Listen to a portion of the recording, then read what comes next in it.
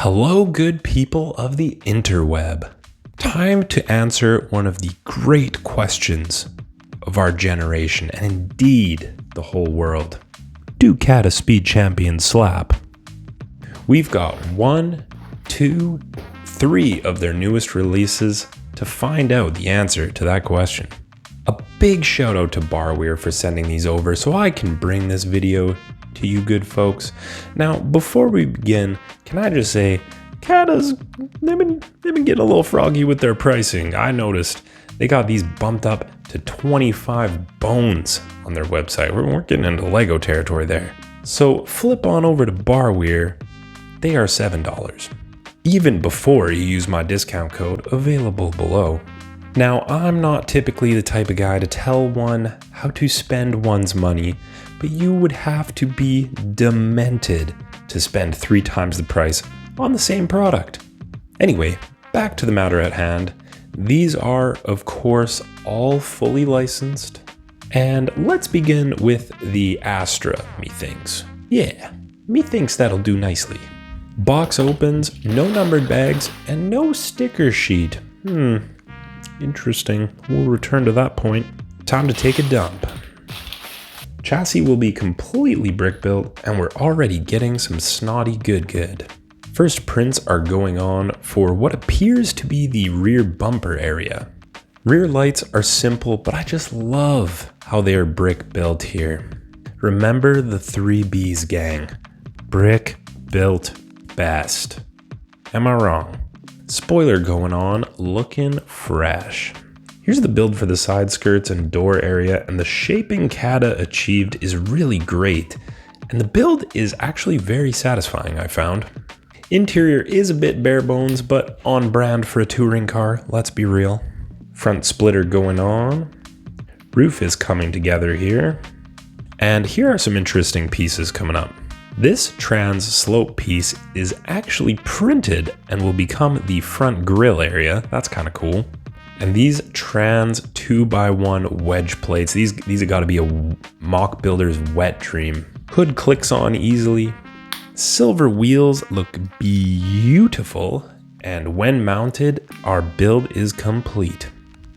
So I really like this one.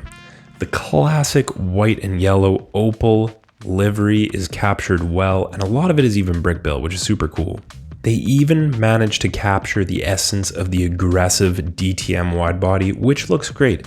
And I'll be real, the interior does suffer a bit for it. The driver has to be center seated, but I mean, most people are just displaying these, so I think that's perfectly acceptable, and it looks really cool. Overall though, I think this is a great little set and definitely a welcome addition to my shelves. On to the next. Let's get stuck into the Shelby GT350. I'll be real, I'm most excited about this one, and I suspect the general public will be too. It's the most recognizable. Parts are a sea of black, but have a peek at these gorgeous printed metallic gold and black pieces. So good. Chassis is completely brick built, just like the Astra. The rear end is built up nicely using more snot techniques and just the right amount of prints. Well, maybe except one, but we'll chat about that in the performance review.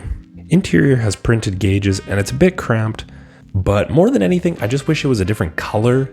I think a tan would contrast a bit more nicely with the black and pair well with the gold, but black on black is just a bit meh. Sides are built up nicely and include the side intakes.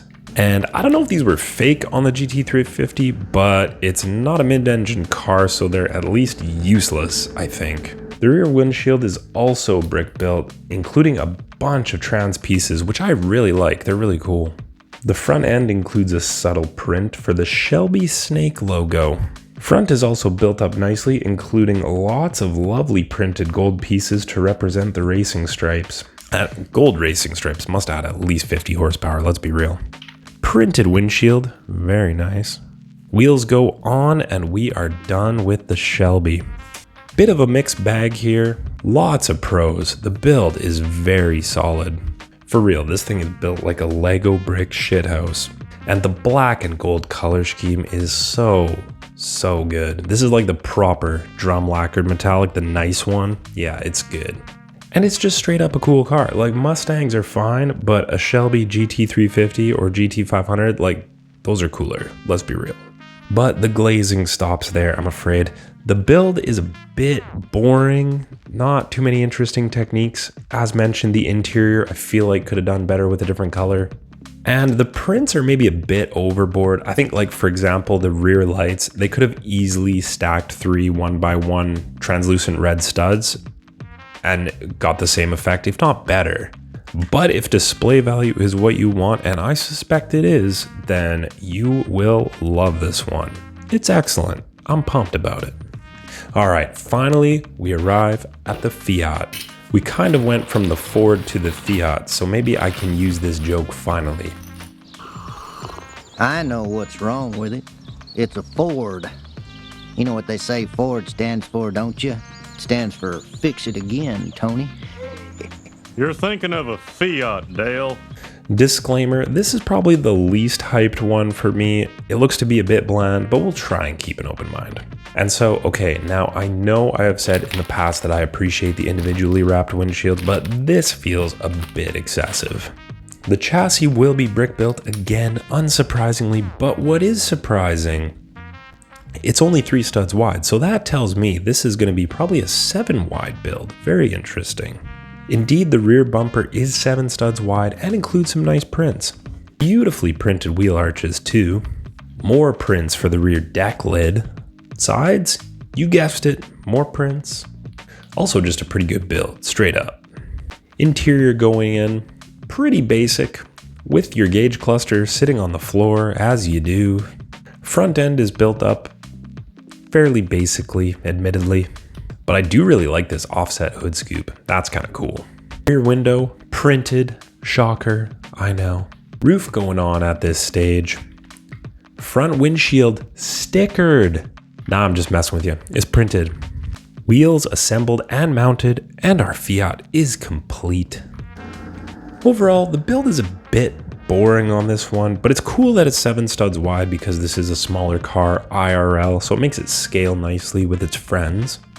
The prints are nice on this one, but I mean, it's just by far my least favorite. Like, it's not that interesting to look at. It's pretty much just a box on wheels. It's not a super famous car. It's just not super interesting.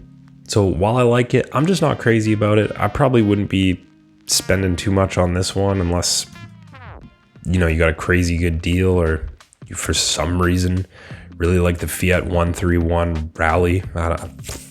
While there may not necessarily be a clear winner, I do like these two both a lot. I suspect the Shelby will be the most popular, and I suspect the Fiat will be the least popular. And I think CaDA's going in the right direction. The prints are obviously going to be appreciated by a lot of people. The builds are getting pretty good.